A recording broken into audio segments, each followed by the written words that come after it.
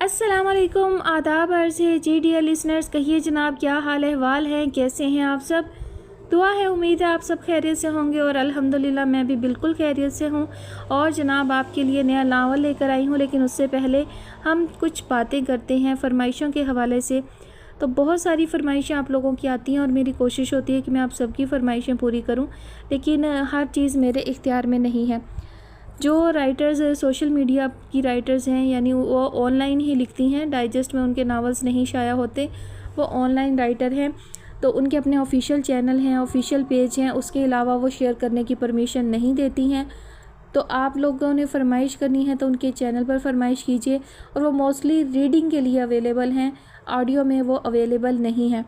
ان کو میں میسج کرتی بھی ہوں تو وہ جو ہے یا تو میسج سین نہیں ہوتا یا ان کی جانب سے پرمیشن ملتی ہی نہیں ہے، جواب ہی نہیں آتا، کوئی بھی ہاں یا نا کا جواب بھی نہیں آتا۔ اور ان کے ناولز جو ہیں، سب رائٹر کا نہیں کہوں گی لیکن اکثریت ان کی ایسی ہے کہ وہ ٹین ایجر رائٹرز ہیں، ان میں میچورٹی نہیں ہے، اور ان کی جو کہانیاں ہیں وہ غیر معیاری ہیں، اس لیے میں انہیں شیئر کرنا پسند بھی نہیں کرتی۔ تو آپ مجھ سے پلیز جو ہے وہ پرانے رائٹرز کے ناولز کی فرمائش کیا کریں، ان کی کہانیاں اچھی ہوتی ہیں، کوئی اچھا میسیج ہوتا ہے اور ہماری زندگی سے ریلیٹڈ ہوتی ہیں، ہمارے معاشی اور معاشرتی مسائل کے حوالے سے ہوتی ہیں اور حقیقت کے قریب ترین ہوتی ہیں، فینٹیسی نہیں ہوتی ان میں بہت زیادہ۔ اس کے علاوہ بہت ساری فرمائشیں ہیں جو کہ کچھ ایسے ناول کی ہیں جو ابھی مکمل ہی نہیں ہوئے۔ دیکھیں، جو ناول ابھی مکمل نہیں ہوا وہ ڈائجسٹ میں ابھی پبلش ہو رہا ہے، اور ڈائجسٹ جو ہے وہ منتھلی ہے، وہ ایک ایپیسوڈ مہینے بعد آتی ہے۔ تو اگر کسی ناول کی 20 سے 25 ایپیسوڈ ہوئی ہیں اور ابھی یہ نہیں پتہ کہ وہ کتنا آگے چلے گا، اس کی مزید کتنی ایپیسوڈ ہوں گی، تو اسے میں کیسے شیئر کر سکتی ہوں؟ میں تو ڈیلی اپلوڈ کرتی ہوں، تو ایک ایپیسوڈ ایک دن میں دوں گی تو میں تو 25 سے 30 ایپیسوڈ ہوئی ہیں تو ایک مہینے میں کور کر لوں گی، پھر اس کے بعد کیا؟ پھر آپ بھی انتظار کریں گے اور میں بھی انتظار کروں گی اور مہینے میں ایک ایپیسوڈ آیا کرے گی۔ تو اس کے لیے جو ہے میں معذرت خواہ ہوں، جب تک ناول کمپلیٹ نہیں ہو جاتا میں ایسا کوئی جو ہے وہ ناول شیئر نہیں کروں گی۔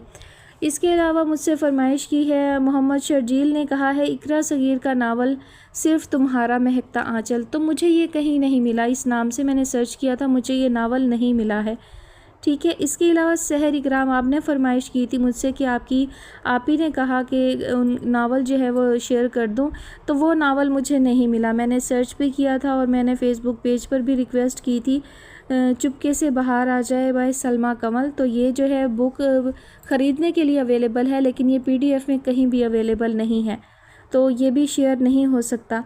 اس کے علاوہ کس کی فرمائش ہے میرے پاس؟ اس کے علاوہ اور کوئی ایسی فرمائش نہیں ہے جو ارم شبیر کی ہوتی ہیں، بہت ساری فرمائشیں ہوتی ہیں، آپ کے کمنٹس میں ریڈ کرتی رہتی ہوں اور آپ کی کافی فرمائش میں نے پوری بھی کی ہے، انشاءاللہ آگے بھی ہوتی رہیں گی، لیکن ساری فرمائشیں ایک دم سے تو صرف آپ کی تو پوری نہیں کی جا سکتی، تو جو ناول شیئر ہوتے ہیں آپ انہیں سنیے اور انجوائے کیجیے، اور آپ نے جو شاعری کی فرمائش کی ہے تو وہ بھی میں نے نوٹ کر لی ہے، انشاءاللہ جلد وہ بھی اپلوڈ کر دوں گی۔ اور اب ہم بڑھتے ہیں اپنے آج کے ناول کی جانب۔ تو جناب جو آج کا ناول ہے یہ بہت عرصے سے فرمائش تھی اور یہ میں نے وعدہ کیا ہوا تھا کہ میں ضرور شیئر کروں گی، تو اب اس ناول کی باری بھی آ گئی ہے۔ تو جناب اس ناول کی فرمائش جو ہے وہ ہم سے کی ہے عافیہ ناصر نے، اور ناول کا نام ہے طائر لاہوتی، اور اس کی مصنفہ ہیں رفعت سراج، اور آج آپ سنیں گے اس کی قسط نمبر 1، اور یہ طویل ناول ہے، کتنی ایپیسوڈ ہوں گی ابھی تو فی الحال میں نہیں کہہ سکتی، آگے جب ہم کنٹینیو کریں گے 1-2 ایپیسوڈ کے بعد اندازہ ہو جائے گا کہ میں کتنی ایپیسوڈ جو ہے وہ کور کرتی ہوں۔ تو چلیے بڑھتے ہیں کہانی کی جانب۔ میں مظہر کے ساتھ نہیں جاؤں گا، یہ اتنی آہستہ بائک چلاتا ہے، میرا دل چاہتا ہے میں بائک سے اتر کر پیدل چلنے لگوں۔ ریبا نے ہولناک چیخ کے ساتھ انکار کیا۔ تو ہیلی کاپٹر میں چلی جاؤ، این سینٹر کی چھت پر اتر سکتا ہے۔ مظہر نے بھی چل کر جواب دیا۔ ایدھی والوں کی ایمبولینس ایئر سروس ہے نا، کوئی مسئلہ ہی نہیں، نو پرابلم۔ اظہار نے بڑے سکون سے حصہ لیا۔ دیکھ رہی ہیں بڑی اماں ان دونوں کو؟ ریبا نے پھر سے کہا۔ دیکھ رہی ہوں دونوں کو بھی اور تمہیں بھی، بڑی اماں نے دور بیٹھے بیٹھے چڑھ کر کہا۔ میں ان دونوں میں سے کسی کے ساتھ نہیں جاؤں گا، وہ اسی ہٹ دھرمی کے ساتھ گویا ہوئی۔ پھر وہی آؤں گا جاؤں گا، دن چاہتے ہیں کہ گھر بس جائے گا، وہاں بھی یوں ہی بولے گی کہ آج اتوار میں میکے جاؤں گا۔ بدذات کب ٹھیک ہوگی تیری بولی؟ بڑی اماں آگ بگولا ہو کر گویا ہوئیں۔ کتنا مزہ آئے گا جب یہ کہے گی میں میکے جاؤں گا اور دلہا بھائی کہیں گے میں سسرال جاؤں گا۔ مظہر دل کھول کر ہنسا۔ کون سے دلہا بھائی؟ کس کے دلہا بھائی؟ خبردار جو کسی نے میری شادی وادی کی بات کی۔ اس نے پھر چلا کر کہا، بڑی اماں یہ گاہ ہے، اس لیے یہ بارات لے کر جائے گی، اس کا دلہا میکے جایا کرے گا اتوار کے اتوار، اس لیے بیچاری کی سمجھ میں بات نہیں آ رہی، الجھ رہی ہے، بریفنگ دیں اسے۔ اظہار نے شیو بنانے کے دوران کہا، کیا دوں جوتے نہ دوں؟ تم سب نے مل کر اسے سر پر چڑھا دیا ہے، ستیہ ناس مار دیا ہے اس کا۔ چلو نکلو، تیاری کرو، وقت نکلا جا رہا ہے، پہلا پرچہ ہے آج، بڑی اماں نے بڑی فکر مندی کے ساتھ کہا تاکہ ان کی بحث لمبی نہ ہو جائے۔ بڑی اماں آپ اکا جان کو کہہ دینا وہ مجھے ڈراپ کر دیں، اس نے گویا بڑی منت سے کہا تھا۔ ہرراہ، سمجھ گئے ماں بدولت، یہ سارا ڈرامہ اسی وجہ سے تھا کہ محترمہ 4 وہیل پر جانا چاہتی تھی۔ شو آف! یہ گاڑی اکا جان کی گاڑی کمائی کی نہیں ہے بلکہ عوام کے خون پسینے کی کمائی کی ہے، بتا دینا اپنے ٹڈی دل کو کہ سرکاری گاڑی ہے۔ مظہر نے گویا پھر چٹکی بھری۔ بڑی اماں دیکھیے، اس نے پھر مجھے محترمہ کہا، مجھے نہیں اچھے لگتے اس طرح کے نام۔ وہ پھر جوگر پہنتے پہنتے اٹھ کھڑی ہوئی اور چلا کر بولی، حلق میں بانس پھرا ہوا ہے لوٹھا کے، شرم نہیں آتی بھائیوں سے منہ زوری کرتی ہے، کب تک بچی بنی رہے گی، غضب خدا کا۔ اسی لمحے مظاہر بڑی عجلت میں برآمدے میں وارد ہوئے۔ ان کی رفتار سے محسوس ہوتا تھا کہ سوچ کر نکلے ہیں کہ راہ میں ٹھہرنا نہیں ہے۔ اللہ حافظ بڑی اماں۔ اسی رفتار سے آگے بڑھتے ہوئے ان کے منہ سے روٹین کے الفاظ ادا ہوئے تھے، بظاہر بچے ٹھہر تو، یہ ریبا کو ذرا اس کے سینٹر تک چھوڑتا جا، بچی کو دیر ہو رہی ہے، پہلا پرچہ ہے آج، بڑی اماں نے جیسے پچکارتے ہوئے کہا تھا۔ سوری ریبا، تم اظہار یا مظہر کے ساتھ چلی جاؤ، میں پہلے ہی لیٹ ہو چکا ہوں۔ وہ ذرا رک کر گویا ہوئے پھر سابقہ رفتار سے پورچ کی سمت بڑھ گئے۔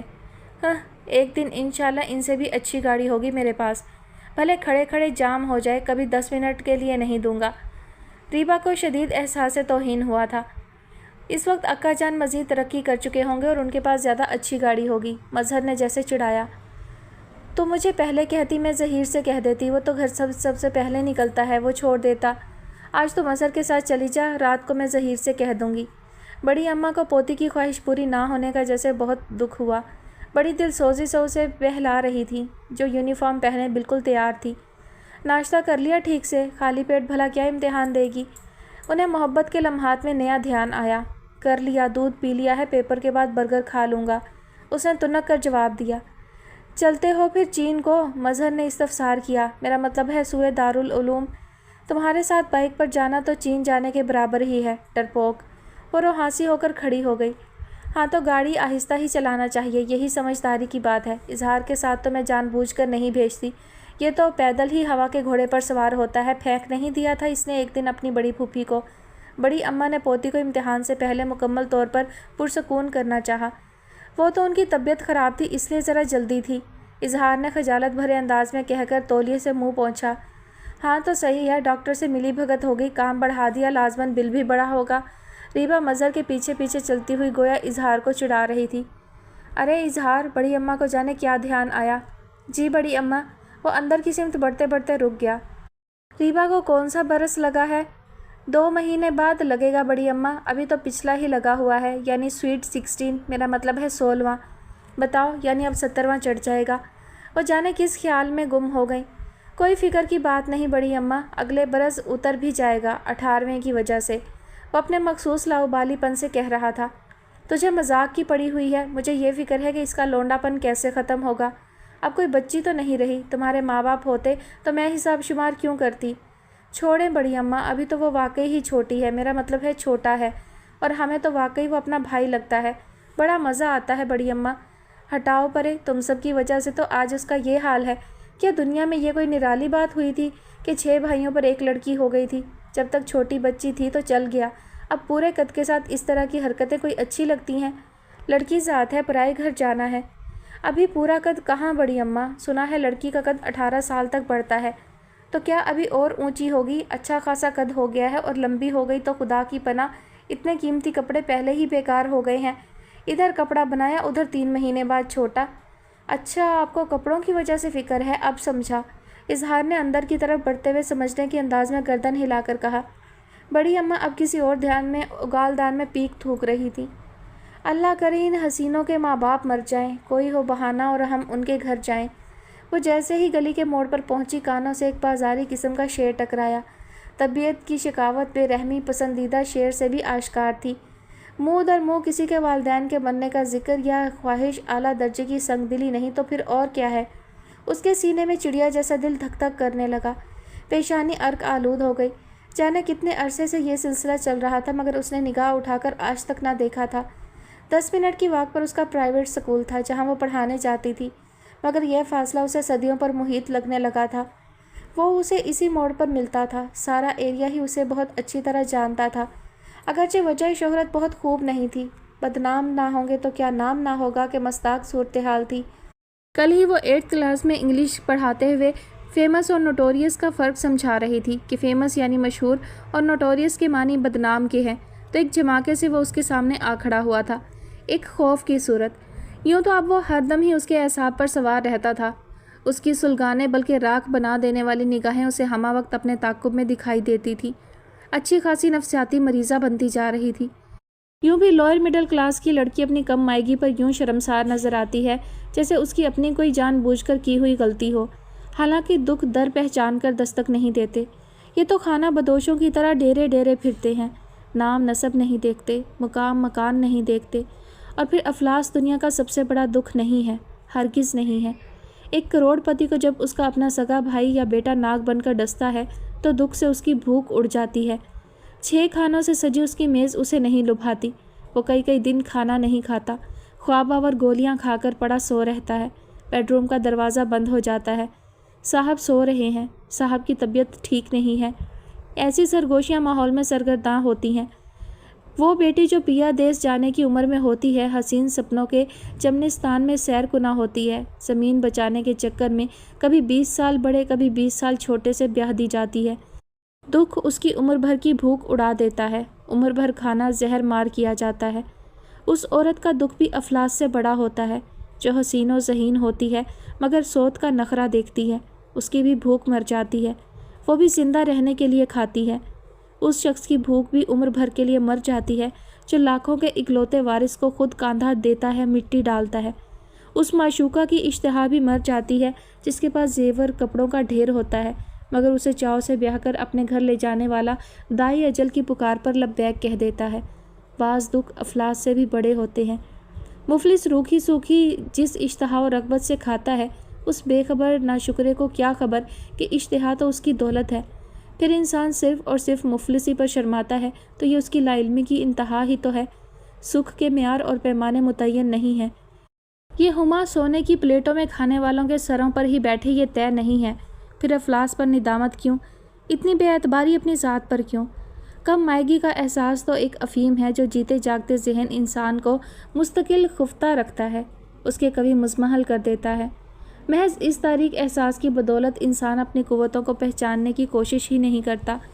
وہ احساس بے بسی سے اتنی خاموشی سے سمجھوتا کر لیتا ہے کہ فطرت اداس ہو جاتی ہے۔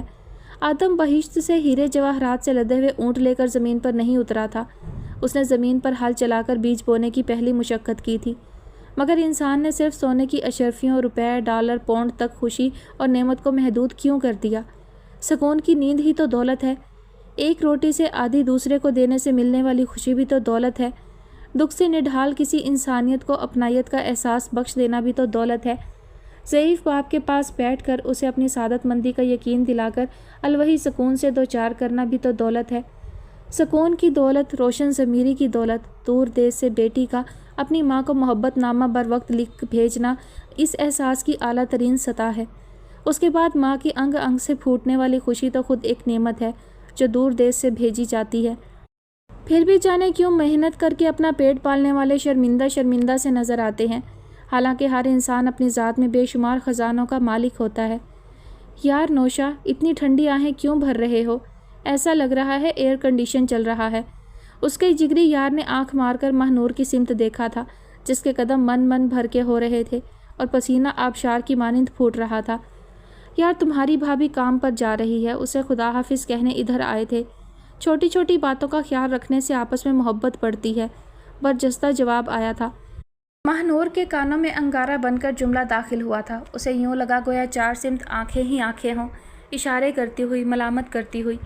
وہ ایک دم سے کوئی کہانی بن گئی ہو، سستی، جسے سب مزے لے کے پڑھ رہے ہوں۔ مان احساس ہوا کہ وہ دونوں تو اس کے پیچھے آ رہے ہیں۔ یہ تو آج پہلی مرتبہ ہی ہوا تھا، ورنہ بس اسی موڑ پر بات ختم ہو جاتی تھی۔ یہ اور بات تھی کہ واپسی پر اسی موڑ پر اسے ایک مرتبہ پھر صاحب کا اذیت سے گزرنا ہوتا تھا۔ وہ اس کی واپسی سے کچھ دیر پہلے وہاں پہنچ جاتا تھا، مگر آج اس کے حلق میں کانٹے پڑنے لگے۔ پاشا کی آواز سماعت سے ٹکرائی۔ دل لے کے کہتے ہیں کسی کام کا نہیں، الٹی شکایتیں ہوئی، احسان تو گیا۔ یار وہ احسان والا گیت بھی تو چھیڑو، وہی خلیل حیدر والی بات بن جائے گی، جیسے وہ اپنے نئے کپڑوں والی غزل شروع کرنے سے پہلے بڑا بمبارڈ شعر سر میں پڑتا ہے کہ آخر میں یوں بولتا ہے، رات بڑی پتہ نہیں وہ کیا ہے وہ اٹکا، گھر میں رہو تو بہتر ہے، ٹن ٹنا ٹن نئے کپڑے بدل کر جاؤں کہاں۔ تم بھی اسی طرح اس شعر کے بعد یوں گاؤ، مان میرا احسان ارے نادان کہ تجھ سے کیا ہے پیار، میری نظر کی دھوپ نہ بھرتی روپ تو ہوتا حسن تیرا بیکار۔ پاشا نے فوراً ہی دوست کی ہدایت پر عمل شروع کر دیا۔ مان نسوانی پندار پوری قوت سے دل بلایا، اسے خود ہوش نہیں تھا وہ کیا کرنے چاہ رہی ہے۔ وہ بجلی کی سی تیزی سے ان دونوں کی طرف پلٹی تھی۔ سلسلہ اگرچہ کئی ماہ سے چل رہا تھا، مگر آج تو حد ہی ہو گئی تھی۔ یک نہ شد دو شد، اس کی سیاہ چمکتی ہوئی آنکھیں مزید چمکنے لگی تھیں غصے کی تیز آنچ سے۔ میں نہیں جانتی کہ تم کون سے جہنم سے نکل کر اس طرف آتے ہو روزانہ، اتنا بہرحال جانتی ہوں کہ میری گلی کے کتوں سے زیادہ حیثیت نہیں ہے تمہاری۔ یوں لگتا ہے ایسے لوگ ڈائریکٹ آسمان سے گرتے ہیں، کسی انسان نے ان کی پرورش نہیں کی۔ اس نے حقارت سے پاشا کی طرف دیکھ کر تھوک دیا، اتنا شعور بھی نہیں کہ میں ایک ٹیچر ہوں، بے غیرت آوارہ لوگ۔ ہاں، پڑھنے کا شوق ہی تو ہے جب ہی تو آپ کے پیچھے پیچھے پھرتے ہیں۔ پاشا بڑی ڈھٹائی سے مسکرا کر اس کے سامنے یوں کھڑا ہو گیا تھا جیسے وہ اسے کسی قیمت پر آگے بڑھنے نہیں دے گا۔ تھا بھی اونچا پورا، سامنے جیسے کوئی دیوار آ کھڑی ہوئی ہو۔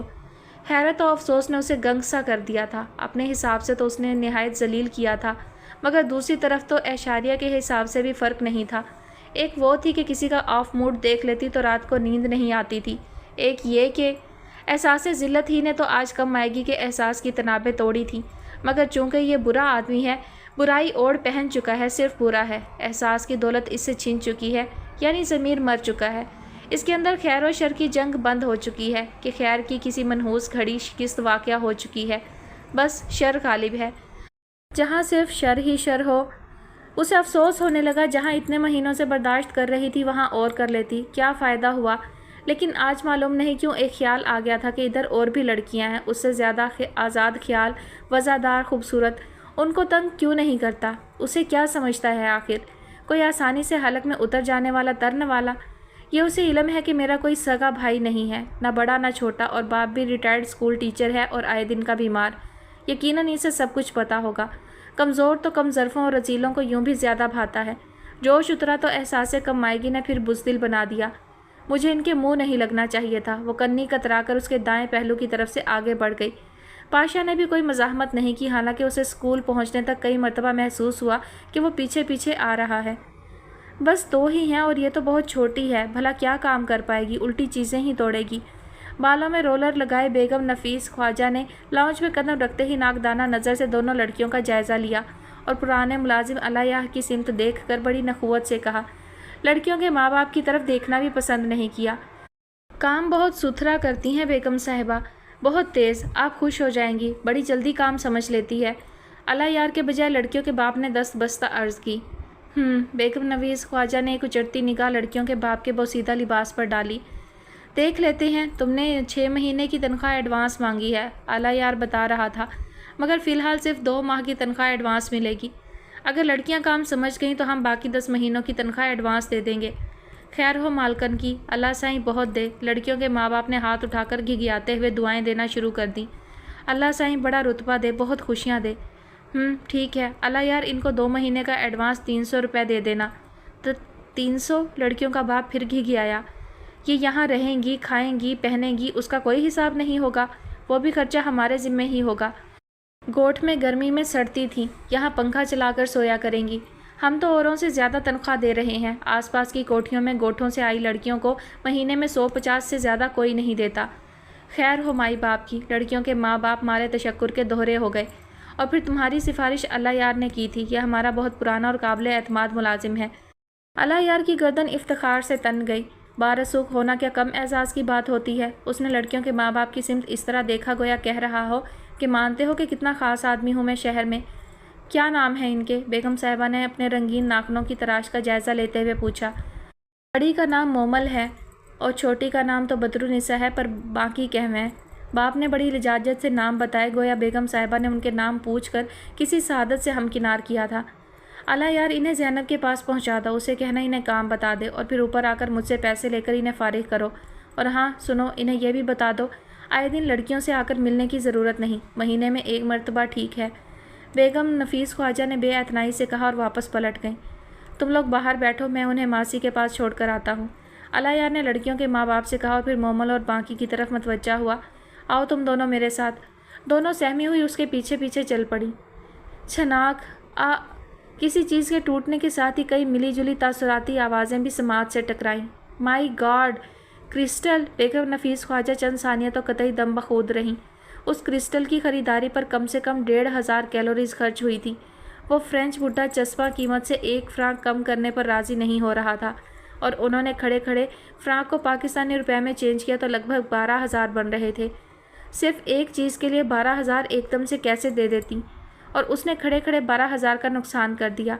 वो चील की तरह उस पर झपटी और मार मार कर भुरकस निकाल दिया। इतना मारा कि मारते मारते हाँपने लगी। साड़ी का पल्लू कारपेट पर दूर तक पड़ा था। मुख्तसर से ब्लाउज ने मीटर का काम शुरू कर दिया था, जिससे उनकी हार्ट बीटिंग, सांस की रफ्तार, नर्व्स कंट्रोल पावर आसानी से बढ़ी जा सकती थी। पाँव से सैंडल उतारकर उसके सर पर ऐसी वहशियाना 2-3 ज़रबें लगाईं कि सर के जाने किस हिस्से से खून की धार बहती हुई पेशानी तक आ गई। दूर खड़े नौकर थर थर काँप रहे थे। किसी की मजाल नहीं थी कि आगे बढ़कर उसकी जाँ बख्शी की दरख्वास्त करता। ज़ैनब कहाँ है? निकालो इस खबीस बुढ़िया को बाहर। ज़्यादा गलती इसकी है। इसे ड्राइंग रूम में भेजने को किसने कहा था? अभी तो इसे जूतियाँ सीधी करने की तरबियत देना थी। इधर की डस्टिंग के लिए किसने कहा था? जाहिर है उसी कामचोर बुढ़िया ने कहा होगा। इसलिए रखी थी ये छोकरियाँ के बुढ़िया मज़े लूटे। 10-12 पैदा कर लेती ताकि आखिरी दम तक कोई ना कोई बच्ची रहती, ये बड़ी मज़े लूटती रहती। Mummy mummy please. पीछे से सनी ने आकर माँ को मज़ीद तशद्दुद से रोकने की कोशिश की। सनी तुम जाओ यहाँ से। वो कहाँ काबू में आती थी। मम्मी ब्लीडिंग हो रही है, ऑलरेडी वीक है, एक्सपायर हो सकती है, उसने आखिरी तदबीर के तौर पर माँ को समझाया। और वाकई ये जुमला कारगर साबित हुआ। वो गोया हवासों में वापस आ गई और एक कहर आलूद नज़र उस पर डालकर साड़ी का पल्लू दुरुस्त किया और बाहर निकल गई। तुम लोग क्या टिकट लेकर खड़े हुए हो? देखो कहीं ये बेहोश तो नहीं है? उसने मोमल पर एक तरहम आमेज़ निगाह डालकर खड़े होकर नौकरों से कहा। नहीं साहब, बेहोश नहीं है, रो रही है। एक मुलाजिम ने करीब जाकर जायज़ा रिपोर्ट पेश की। उसी लम्हे अला यार दाखिल हुआ। किसी ने उसे इतला पहुंचा दी थी। मोमल अला यार को देखते ही बिलक बिलक कर रो दी। उसके दोनों हाथ जुड़े हुए थे। चाचा मुझे गोट वापस भेज दो, ये बड़े सख्त लोग हैं, मुझे यहाँ सबसे डर लगता है, मैं मिन्नत करती हूँ चाचा। अला यार ने घबराकर सनी की तरफ देखा। छोकरी बुरी बात है, ऐसा नहीं बोलते। नुकसान पे तो अपनी सगी माँ भी पिटाई कर देती है। बेगम साहिबा हर वक्त गुस्सा नहीं करती। उसने मोमल की पेशानी पर खून की लकीर से आंखें चुराते हुए समझाया। ऐसा भी नहीं मारते, बाकी छोटी है, उसे किसी रोज़ ऐसी पड़ गई तो वो तो मर जाएगी चाचा। मेरा दिल घबराता है ऐसे बड़े घर में। वो बेइख्तियार रोए चली जा रही थी। इससे तो अच्छा है तुम मुझे गोठ में किसी बैलगाड़ी में बैल की जगह बांध दो। अल्लाह यार बाबा, इसको पट्टी करो। सनी ने 13-14 बरस की खुदरो झाड़ियों की तरह बढ़ती हुई मोमल पर एक सोचती हुई नज़र डाली और बाहर निकल गया। बड़ी अम्मा चांद भाई बुला रहे हैं अमेरिका से, वो हस्बे आदत गला चीरती हुई बोली थी। हैं? पहले तो बड़ी अम्मा अचंभे में पड़ गई, फिर किसी ध्यान से चौंक कर अंदर की तरफ गिरती पड़ती भागी। हे बदसात, सीधी तरह नहीं बोल सकती कि चांद का टेलीफोन आया है। वो बड़बड़ा भी रही थी। भाभी भी हैं, उसने रिसीवर बड़ी अम्मा को थमाते हुए इतला दी। हाँ दुल्हन, मैं ठीक हूँ। तुम्हारे मैके से तुम्हारे बाप आते रहते हैं हमारी खैर खैरियत लेने। तुम्हारी अम्मा भी खाने बना बना कर भेजती रहती हैं, बड़ा जायका है उनके हाथ में, अल्लाह खुश रखे। हैं? ऊंचा बोलो। कौन? चांद? हैं? ये तो कह रही थी कि भाभी हैं। उन्होंने घूरकर रीबा की तरफ देखा। मैं कह रहा था भाभी भी हैं, उसने भी पर जोर देकर कहा और हंस हंस कर लोटपोट हो गई। इजहार अंदर आया तो लोटपोट होती रीबा पर नज़र डालकर बड़ी अम्मा को घूरने लगा, जो खुद फरामोशी की कैफियत में पोते और बहू से महवे कलाम थी। खैरियत बड़ी अम्मा? FM 100 पर एजाज कुरैशी से बात कर रही हैं। वहीं इतनी दिलचस्प बात हो सकती है कि तुम हंस हंस कर तकरीबन पागल हो चुकी हो। आपने बड़ी ज़बरदस्त चीज़ मिस की है इस वक्त इजहार भाई, उसने बमुश्किल अपनी हंसी पर काबू पाते हुए कहा। उसी लम्हे बड़ी अम्मा रिसीवर रखकर उसकी सिमत पलटी। सही से नहीं बोल सकती थी। मैं दुल्हन समझकर चाँद से बातें किए गई। एक एक मिनट के 100 रुपए लगते हैं इतनी दूर टेलीफोन करने के। उसे हरी हरी सूझती रहती है, नमक हराम नहीं तो। इसकी ना रुकने वाली हंसी उन्हें मजीद आग बगोला कर गई। वहाँ डॉलर होते हैं बड़ी अम्मा, होते तो कागज़ के ही हैं, मगर लोग सोने के बुत की तरह पूजा करते हैं। आपने बताया था ना कि हज़रत मूसा की कौम सोने के बछड़े की परस्तिश करती थी। आज वो बछड़ा डॉलर की शक्ल इख्तियार कर चुका है। जिसे देखो डॉलर डॉलर करता है। पाकिस्तान में लगते हैं कई कई 100 रुपये, वहाँ तो 1-2 डॉलर खर्च होते हैं। वैसे बड़ी अम्मा, मुझे भी बड़ा शौक़ है डॉलर की गड्डी में से पिन निकालने का। है बोले चली जाएगी बेदम लड़की। कोई बात है इसमें इंसानों वाली? मार जैसे तू मार बांध देती है। यही हरकतें रही तो कौन पूछेगा। इतनी लंबी ज़ुबान अच्छी नहीं होती लड़कियों की। कायदे करीने सीखो। ये निकालेंगी डॉलर की गड्डी में से पिन। पता है एक गड्डी पाकिस्तानी रुपयों में कितने की बनेगी? इजहार ने चिढ़ाया। करेंसी कोई भी हो, एक गड्डी में 100 कागज़ के टुकड़े होते हैं। अगर 1 डॉलर 42 रुपये का हो तो ये कौन सा कोई स्टैटिक का गोरख धंधा है? सीधा साधा हिसाब है, मल्टीप्लाई करें और बस। शाबाश, इसका मतलब है तुमने चीटिंग नहीं की, मेहनत से पढ़ा है। ज़हीर उसी वक्त लाउंज में दाखिल हुए थे। जी भाजान, उसे ज़र्ब आती है। इजहार ने उसे फिर तंग किया। फिर वही भाजान, कोई लठ लेकर तेरे पीछे पड़ा हुआ है, क्यों इतनी जल्दी में रहता है? ठीक से भाईजान नहीं कह सकता। बड़ी अम्मा ने इजहार की खबर ली। जी बड़ी अम्मा, इनकी तेज़ी को कंट्रोल करें, कहीं ऐसा ना कि ये ज़मीन क्रॉस करके किसी और सैयारे में पहुंच जाएं और हम बेकार रेडियो टीवी पर तलाशे गुमशुदा का इश्तिहार देकर अपना कीमती वक्त ज़ाया करें। रीबा बदला लिए बगैर कैसे रह सकती थी? ज़हीर मुस्कुरा दिए। बहुत ज़्यादा शैतान हो गया है ये बच्चा। उन्होंने रीबा की तरफ देखा। बस भी करो मियाँ, बड़ी हो गई है अब। तुम लोगों की वजह से तो अभी तक इसका आऊँगा जाऊँगा नहीं छूटता। इतनी मुसीबतों से कहकर तो ओढ़नी ओढ़ी है। बड़ी अम्मा आपको क्या है, मैं गा बोलूँ या गी? इतने सारे गा मैं अकेली में गी करती रहूँ? मुझे नहीं मज़ा आता। वो किलकिल हंस पड़ी। माशाअल्लाह, इतने सारे इस तरह बोलते हैं मुँह भरकर। जीते रहें, किस्मत वालों को मिलते हैं नेक भाई। बड़ी अम्मा ने सरजिश की। रीबा ने फिर एक दिलदोज़ चीख मारी। नेक? मज़हर और इज़हार भाई किस तरह नेक हो सकते हैं? भाईजान क्या नेक ऐसे होते हैं? वो बनावटी हैरत से एक तरफ ढह गई। हैं तो क्या कहते हैं बेचारे किसी को? सुबह नमाज के लिए एक आवाज़ पर उठते हैं, घर के काम अंदर बाहर की कितनी फ़िक्र करते हैं। कुछ दिन हुए जब दोनों पिंडी चले गए थे, कितनी मुश्किल हो गई थी मुझे। बाहर बागीचे वाले बेसन की टूटी पूरे 15 दिन टपकती रही। कौन लेकर आया प्लम्बर को? कितना पैसा बचाते हैं। नलके टूटियाँ खुद ही ठीक कर लेते हैं। अपनी स्कूटर खुद संभाल लेते हैं। पानी की मोटर ठीक कर देते हैं। वो ऊपर टेलीविज़न का जो क्या होता है वो। बड़ी अम्मा बोलते बोलते हाफसे पर ज़ोर डालने लगी। फ्यूज़ लगा लेते हैं, आपकी सुई में धागा डाल देते हैं, आपके बदले में कभी कभी छींक भी लेते हैं कि लाओ हम छींक लेते हैं। बड़ी अम्मा को तकलीफ़ होगी। इतना भी ना चढ़ाएं बड़ी अम्मा, पहले ही बांस पर चढ़े हुए हैं। रीबा से इतनी ज़्यादा तारीफ़ बर्दाश्त ना हो सकी। स्मेल सी आ रही है, शायद कुछ जल रहा है। इजहार ने फिर तंग किया। ये कोई आपकी क्वालिटी नहीं है। जब इंसान के माँ बाप नेक होते हैं तो बच्चे भी थोड़े बहुत नेक हो ही जाते हैं। क्यों भाईजान? एक लम्हे को ऐसा सन्नाटा तारी हो गया था जैसे वहाँ कोई जी नफ्स मौजूद ही ना हो। अच्छा देखो, करीम सौदा लेकर आ गया कि नहीं? उसे कहना थोड़ी सी फिरनी भी बना ले। मज़ाहिर का कोई दोस्त आज खाना यहीं खाएगा, सुबह कहकर गया था। बड़ी अम्मा ने बड़ी महारत से कुछ देर कबल छा जाने वाला तासुर खल्त मल्त करने की कोशिश की। ज़हीर फ़ोन की तरफ यूँ बढ़े जैसे बहुत ज़रूरी फ़ोन करना हो। इजहार तो पहले ही बाहर निकल चुका था। क्या समझा है तुमने? खड़े हो गए पाई पाई का हिसाब लेने। मैं किसी के बाप का नौकर नहीं हूँ जो घर हंसती और तुम्हारी इज्जत संभालती फिरूँ। हमारे ख़ानदान में इस तरह की थर्ड क्लास बातों का रिवाज नहीं। अभी परसों ही मैंने आसाइश वालों का बिल पे किया है। फिर इस नए बिल का मतलब? तुम्हारा घर है, तुम्हारे खर्चे हैं, मैं तुम्हें हिसाब किताब देने की पाबंद नहीं हूँ। एक ताजवर आपा है, नोट को छूने की नौबत नहीं आती, जो मर्ज़ी पसंद करें। दुल्हा भाई माथे पर एक बल डाले बगैर बिल अदा करते रहते हैं। अभी मेरे पास ब्लैक मनी नहीं है। नफीस ख्वाजा बाईफोकल नाक पर चढ़ाकर डान खोलकर मुतालिया करने लगे। क्या मतलब? यानी दुल्हा भाई के पास ब्लैक मनी है? कि तुम नहीं, तुम्हारा कॉम्प्लेक्स बोल रहा है।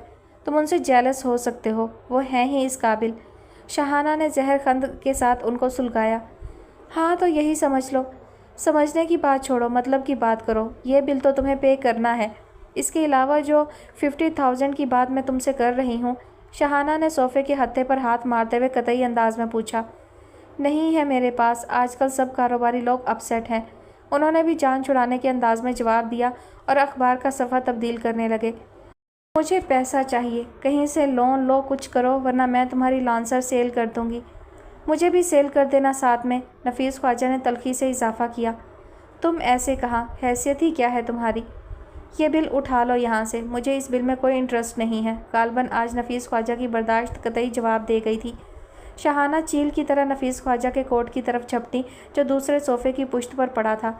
जेबों में हाथ डालकर जो निकलता रहा पुरजे पुरजे करती रहीं। चेकबुक समेत फिर चाबियाँ निकालकर नफीस ख्वाजा की तरफ देखा। कल से फैक्ट्री में ताला लगेगा, इसलिए कि वो सिर्फ तुम्हारी नहीं है। मैं तुम्हारा जीना दो भर कर दूंगी नफीस ख्वाजा। जानती हूँ मैं, वो जो तुम्हारी पहली बीवी की निशानी है, उसके लिए संभाल रहे हो ये सब कुछ। ऐसे बेवकूफ़ तो खैर हम भी नहीं हैं।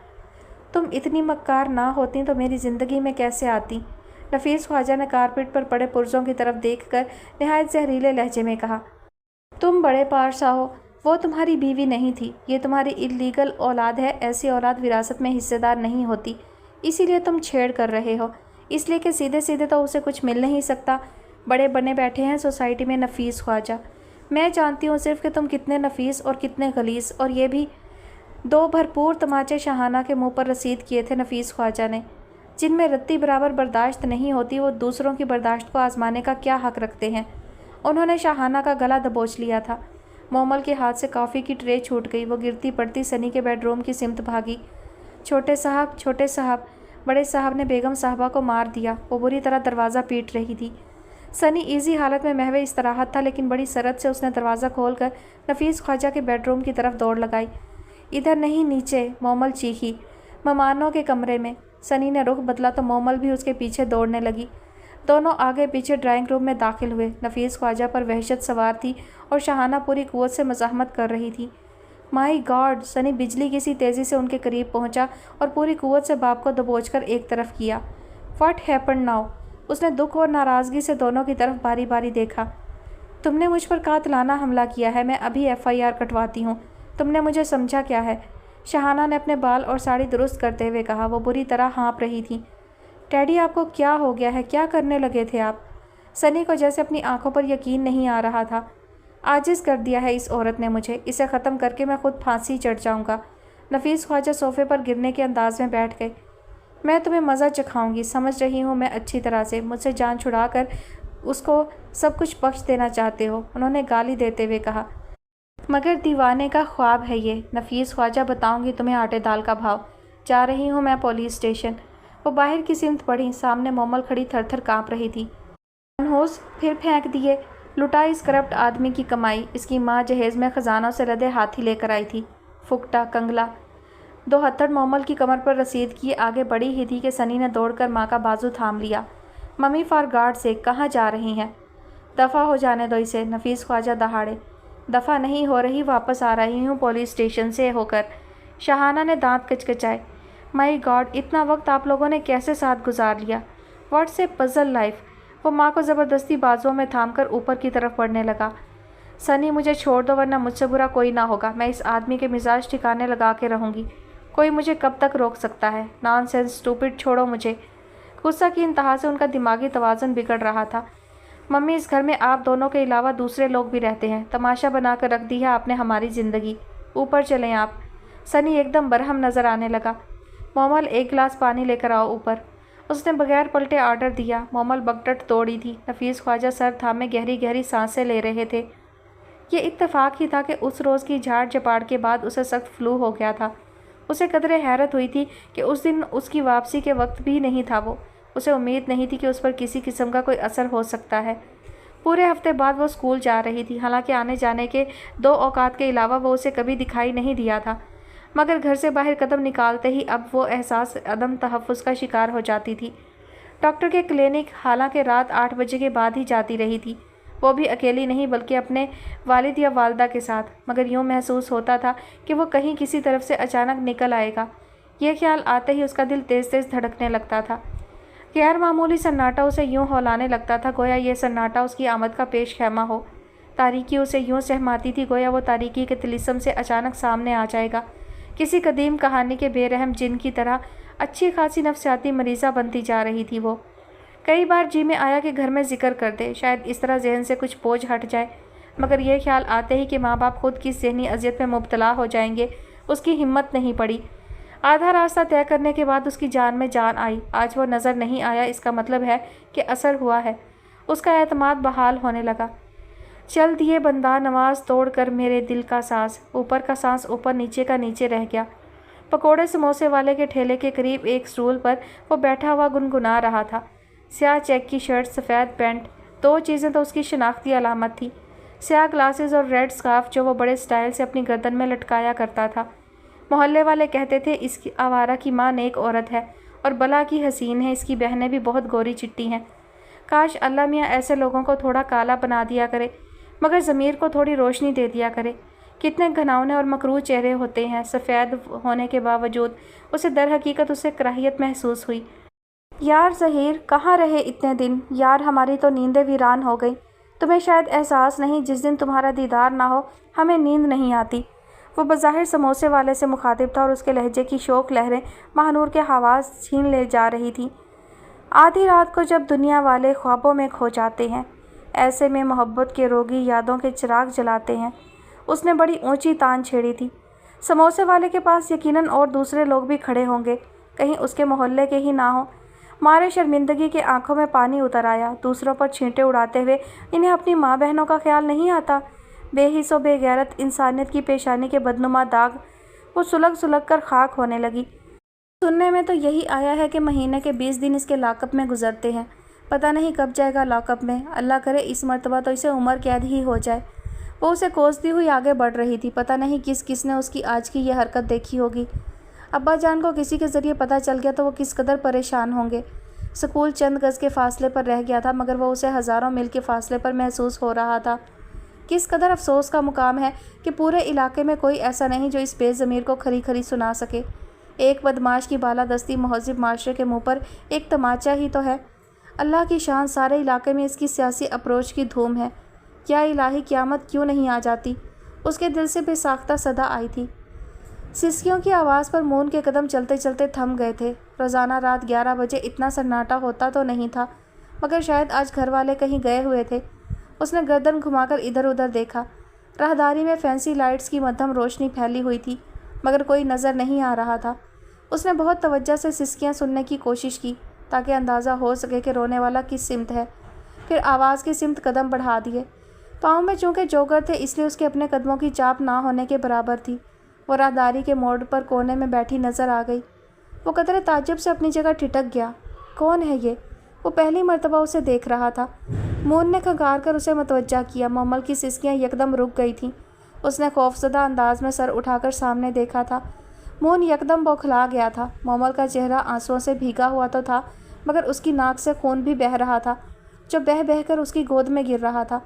اس نے جلدی جلدی جیبیں ٹٹولی اور ایک سفید خوشبودار رومال نکال کر بڑی بے ساختگی سے آگے بڑھ کر اس کی ناک پر رکھ دیا۔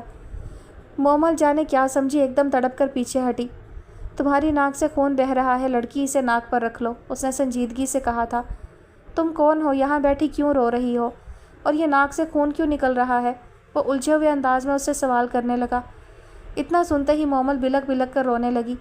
آپ اپنے کمرے میں جائیں مون صاحب، بیگم صاحبہ نے دیکھ لیا تو وہ مجھے اور ماریں گی۔ مون بری طرح چونک گیا۔ تم مجھے جانتی ہو؟ میں نے تو تمہیں پہلے یہاں نہیں دیکھا۔ میں روزانہ آپ کا کمرہ صاف کرتی ہوں، وہاں آپ کی تصویر ہے، اسے بھی صاف کرتی ہوں۔ زینب ماسی نے بتایا تھا آپ مون صاحب ہیں، سنی صاحب کے بڑے بھائی، اور میں روز رات کو آپ کو اوپر جاتے ہوئے بھی دیکھتی ہوں۔ وہ سسکیوں پر قابو پانے کی کوشش کرتے ہوئے کہہ رہی تھی۔ اوہ، مون نے اس مرتبہ اس کے حلیے کا جائزہ لیا۔ کب سے کام کر رہی ہو یہاں؟ تھوڑے دن ہوئے ہیں، میرے ماں باپ مجھے اور میری بہن کو یہاں چھوڑ گئے ہیں، مگر میں باقی کا کام بھی خود ہی کرتی ہوں۔ وہ چھوٹی ہے، اگر اس سے کوئی غلطی ہو گئی تو بیگم صاحبہ بہت ماریں گی۔ وہ رومال میں خون جذب کرنے لگی۔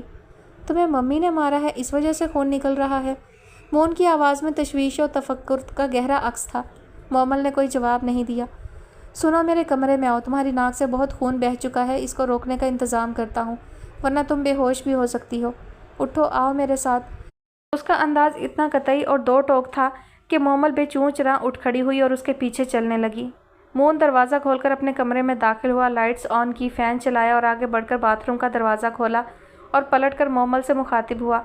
ادھر بیسن سے اپنے سر پر پانی بہاؤ، اگر اس طرح خون رک گیا تو ٹھیک، वरना फिर कोई दूसरा हल निकालना पड़ेगा। जल्दी करो, हरी अप।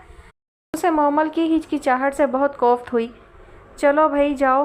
मोमल झिझकती हुई बाथरूम में चली गई और टूटी खोलकर बेसन पर झुक गई। साथ साथ झुके झुके ही दरवाजे की सिमत भी देख लेती थी कि मून उसके सर पर तो नहीं आ खड़ा हुआ। अब उसे ये समझ में नहीं आ रहा था कि पानी कितनी देर डाले। इतना हौसला नहीं था कि आवाज़ लगाकर साहब से पूछ ले, आ जाओ भाई, अब तो सारे शहर का पानी ख़त्म हो चुका होगा। जब वो खुद से बाहर आती दिखाई ना दी तो मून ने बिलाकर झिंझलाकर कहा था। वो तो खुद झुके झुके थक गई थी। मून की आवाज़ क्या आई, उसे यूँ महसूस हुआ जैसे कैद सज़ा से जान छूट गई हो। टूटी बंद करके लश्तम पश्तम बाहर आ गई। इधर आओ। मून ने उसे अपने करीब आने का इशारा किया। वो बड़ी मासूमियत और ताबेदारी के अंदाज में उसके करीब जा खड़ी हुई। दोशीज़गी के एहसास की पहली दस्तक इतनी आहिस्ता थी कि उसने अभी खुद भी नहीं सुनी थी। अभी उसे कतराने की अदा से आशनाई नहीं थी। अभी वो कायनात की उस खिफ्ता और सरगिरान लताफत से बहरामंद नहीं हुई थी। बड़ा बेइख्तियार और सादा अंदाज था। अभी ज़हन दालान में खेल के लिए इंतज़ार करने वाली हमजोलियों सहेलियों से बाहर नहीं सोचता था। मून ने उसके सर पर हाथ रखकर चेहरा ऊंचा करके नाक का जायज़ा लिया। खून तो अब नहीं बह रहा, और बह भी कैसे सकता है। इतना पानी बहाया है कि जम ही गया होगा। क्या किया था तुमने? वो चुप खड़ी रही। क्यों मारा है मम्मी ने तुम्हें? मोमल के होंठ जैसे सिले हुए थे। पहले भी कभी मारा है? मोमल के अंदाज से महसूस होता था कि उसने जवाब ना देने की कसम खाई हुई है। मैं किसी को नहीं बताऊंगा। मारती रहती हैं तुम्हें? साहब, गलती तो मेरी होती है ना। अभी मुझे शहर वालों के काम की समझ नहीं है। कोई भी काम करूं तो डर लगता है कि गलत ना हो जाए, और वो गलत हो जाता है। उसकी आवाज़ भरा गई। आज क्यों मार पड़ी? साहब, वो जो हांडी होती है ना शहर में, जिसमें सालन जलता नहीं, वो जो लाल रंग की होती है, वो मैंने तारों वाले जूने से मांझ दी थी। उस पर लकीरें पड़ गईं। ज़ैनब मासी मुझे आराम से समझा रही थी। बेगम साहबा ने सुन लिया। उन्होंने अंदर आकर हांडी देखी और मुझे बहुत मारा। मासी को वहाँ से भगा दिया था। बेगम साहबा से तो सबको डर लगता है। मैं इधर छुपकर बैठ गई थी। मैंने देखा था आप बहुत रात को आते हैं। आज आप जल्दी आ गए। साहब, मैं जाऊँ? बाकी और मासी मुझे ढूंढ रही होंगी। वो बोलते बोलते यकदम चौंकी। मून खुद किसी ध्यान से चौंका। कहीं और तो चोट नहीं है? चोट तो नहीं है, मगर सारा जिस्म दुख रहा है। उसकी आंखें भर आईं। ध्यान से काम किया करो, इतना ज़्यादा डरने की ज़रूरत नहीं। मून के लहजे में अजीब सी तलखी थी। जाओ, तुम दरवाज़ा बंद करती जाना। वो उठकर अपनी वार्डरोब खोलने लगा। महानूर, आज तुम छुट्टी कर लो। आरफा ने उसे नमाज के लिए कमरे में जाते हुए देखा तो टोक दिया। अम्मी, पहले ही इतनी छुट्टियां हो चुकी हैं। प्रिंसिपल साहिबा का मूड मज़ीद बिगड़ जाएगा। साथ काम करने वालों के इस तरह के अंदाज काम को बोझ बना देते हैं। अच्छे स्कूलों में मुलाजमत आसानी से नहीं मिलती। हमें तुमसे सारी उम्र नौकरी नहीं करवानी है। कुछ लोग आ रहे हैं आज तुम्हारे सिलसिले में। दोपहर के खाने पर बुलाया है तुम्हारे अब्बा ने। उन्हीं के मिलने वालों में से हैं। लड़का बहुत अच्छा है, सरकारी मुलाजिम है, पढ़ा लिखा है। मेरा ख्याल जिनकी तरफ था उनकी तरफ से तो कभी कोई इशारा तक नहीं मिला। अब महज आस के सहारे तुम्हारी उम्र क्यों निकालूं? लड़कियां वक्त आने पर अपने घर की हो जाएं, इसी में बेहतरी होती है। कहने को वो मेरी माँ है, मगर मैं उनसे भी कभी अपने दिल की बात नहीं कह पाई। वो बेचारी भी क्या करें। आजकल लड़के अपने आगे किसकी चलने देते हैं। फिर उनकी और हमारी हैसियत में भी बहुत फ़र्क है। शायद वो अपने हम पल्ला लोगों में शादियां करने के ख्वाहिशमंद हो। आरफा एक तवातर से बोलती चली जा रही थी और वो उनकी बात मुकम्मल होने का इंतज़ार कर रही थी। मगर अम्मी, अब मैं छुट्टी नहीं कर सकती। आपको पता नहीं आम प्राइवेट स्कूलों में तनख्वाहें क्या मिलती हैं। किसी को बताते हुए भी शर्म आती है। पूरे इलाके में ये वाहिद प्राइवेट स्कूल है जहाँ इत्मीनान बख्श सैलरी मिलती है। 1 बजे तक तो मैं आ जाऊँगी। शमसा के कॉलेज में प्रैक्टिकल शुरू हो चुके हैं, वो भी छुट्टी नहीं कर सकती। मैं अकेली दोपहर तक सारा काम कैसे निपटा पाऊँगी? तुम सैयद साहब के यहाँ से फ़ोन करके अपनी किसी साथी टीचर को सारी बात समझा देना। वो प्रिंसिपल को समझा देगी। जाओ, अब तुम नमाज़ पढ़ लो। उन्होंने गोया फ़ैसला सुना दिया। इतनी सुबह सुबह सैयद साहब के यहाँ जाऊँ फ़ोन करने? अजीब सा लगता है। उनकी बेगम तो बहुत देर से उठती हैं। उसे माँ के मशवरे पर नई उलझन दरपेश हुई। तो कौन सा हम रोज़ाना जाते हैं उनके यहाँ फ़ोन करने। ऐसे ही मौक़ों पर पड़ोसी काम आते हैं। नमाज तिलावत से फ़ारिग हो जाओ, 8 बजे जाकर आना। आरफा ने कतई अंदाज में बात ख़त्म की और उसने भी जैसे हथियार डाल दिए और अंदर कमरे में चली गई। नमाज तिलावत से फ़ारिग होकर बाहर आई तो शमसा को कॉलेज के लिए तैयार होते देखा। 7:45 बजे तक उसे स्टॉप तक पहुंचना होता था। कॉलेज पॉइंट से जाती थी। यह भी तो रोज़ाना उसी रास्ते से बस स्टॉप तक जाती है। उसने उसके चेहरे की जानिब देखा। शक्ल भी अच्छी है, उठान भी पूरी है। वो जाने क्या सोचने लगी। खैरियत तो है आपा? आज सुबह सुबह मुझे इतने गौर से क्यों देखा जा रहा है? वो मुस्कुराई। हाँ, कुछ नहीं, कोई ख़ास बात नहीं। تمہیں کالج جاتے ہوئے کوئی پریشانی تو نہیں ہوتی؟ پریشانی؟ شمسا حیرت چھپا کر مسکرائی۔ پریشانی کیسی؟ پوائنٹ سے جاتی ہوں اور وہ ہمیشہ وقت سے آتا ہے۔ بس اسٹاپ ذرا ہمارے گھر سے دور ہے نا، راستے میں تو کوئی مسئلہ نہیں ہوتا۔ وہ خود الجھ گئی۔ ہمارا گھر ہے، ہمارا اسٹاپ ہے، راستے پر پاؤں لگ جائیں تو انسان خود بخود ہی عادی ہو جاتا ہے۔ راستے میں کیا مسئلہ ہونا ہے؟ گھر سے بندوق سے گولی کی طرح نکلتے ہیں اٹھا، اسٹاپ پر لگتے ہیں، راستے میں کیا مسئلہ ہو سکتا ہے؟ میں آپ کا مطلب نہیں سمجھی۔ وہ ہنستے ہنستے یکدم چپ ہو گئی۔ ارے کوئی مطلب نہیں ہے میرا، یوں ہی پوچھ لیا تھا، اس نے ٹال مٹول کے انداز میں جواب دیا۔ شمسا کے انداز میں کتنی بے فکری، کتنا اعتماد تھا، عجیب سا الڑ پن۔ ویسے بھی ہم 4-5 ہوتی ہیں، کچریاں بیچتی ہوئی جاتی ہیں، بقول نانی جان کے، یعنی خوب باتیں کرتی ہوئی، پتہ بھی نہیں چلتا اسٹاپ آ جاتا ہے۔ شمسا نے کھلکھلا کر مزید اضافہ کیا۔ اوہ ہاں، حمید صاحب کی گلنار کتنی خوبصورت ہے نا شمسا، وہ بھی تو تمہارے ساتھ جاتی ہے، شاید 2nd ایئر میں ہے۔ پھر اسے کچھ دھیان آیا تھا 4-5 کے ذکر پر۔ واقعی بہت خوبصورت ہے، سب سے بڑھ کر خوش مزاج ہے، اسی لیے سب اس کو پسند کرتے ہیں، بس ذرا دماغ نہیں ہے۔ چھوڑیں، آپ کیا کسی سے کم ہیں؟ شمسا پھر ہنسی بڑی ترنگ میں۔ یہ اوٹ پٹانگ سے جو لڑکے ہوتے ہیں تنگ تو نہیں کرتے تم لوگوں کو؟ بے اختیار اصلی سوال اس کے منہ سے پھسل گیا۔ مجال ہے ان کی سر پر اس طرح پھروا کر گدھے پر بٹھا کر پورے محلے میں گشت کروا دیں گے۔ شمسا کی ہنسی بھرپور تھی۔ نہیں نہیں، خبردار، کبھی منہ نہیں لگنا ان کے، بہت خراب ہوتے ہیں یہ لوگ۔ اس نے بری طرح گھبرا کر شمسا کو ٹوکا تھا۔